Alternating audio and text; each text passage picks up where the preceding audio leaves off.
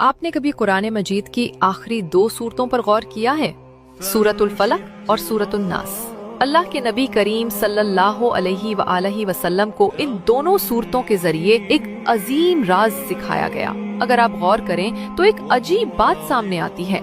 सूरतुल फलक में 4 चीजों से पनाह मांगी गई और वो चारों कितनी खतरनाक, खौफनाक और तबाह कुन है। अल्लाह फरमाते हैं, कुल आऊदु बिरब्बिल फलक, कह दो मैं पनाह मांगता हूँ सुबह के रब की। और फिर 4 शर बयान किए, तमाम मखलूक के शर से, अंधेरे के छा जाने के शर से, जादू करने वालियों के शर से और हसद करने वालों के शर से। मगर गौर करो, इतनी बड़ी बड़ी चीजों से पनाह मांगी गई और सिर्फ अल्लाह की एक सिफत का वसीला लिया गया, रब्बिल फलक, सुबह का रब।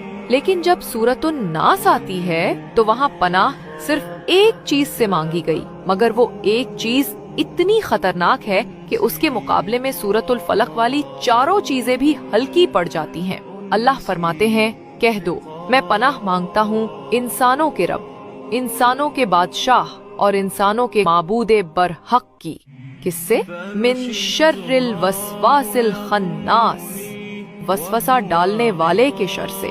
खन्नास यानी वो दुश्मन जो तुम्हारे दिल पर वार करे और तुम्हें खबर तक ना हो। वो कभी दोस्त बनकर आता है, कभी ख्याल के रूप में, कभी दिल में शक की सूरत में। पहले वो वसवसा डालता है, फिर खुद छुप जाता है ताकि तुम समझो ये ख्याल मेरा अपना है। यही वो वसवसा है जो मोहब्बत करने वाले दिलों में बदगुमानी डाल देता है, शौहर और बीवी के दरमियान दीवारें बना देता है, रिश्ते, सुकून, ईमान सबको तोड़ देता है। शैतान का यही सबसे खतरनाक हथियार है। वो तुम्हारे अंदर दाखिल होता है, तुम्हारे दिल पर कब्जा करता है और तुम्हें तुम्हारे ही खिलाफ कर देता है।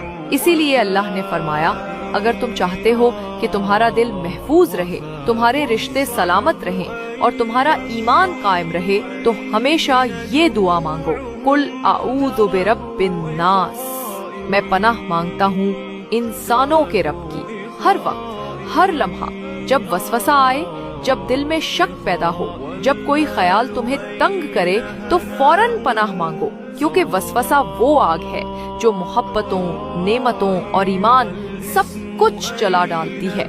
अल्लाह हमें खन्नास के शर से महफूज फरमाए, हमें अपने जिक्र में जिंदा रखे और हमारे दिलों को वसवसों से पाक रखे।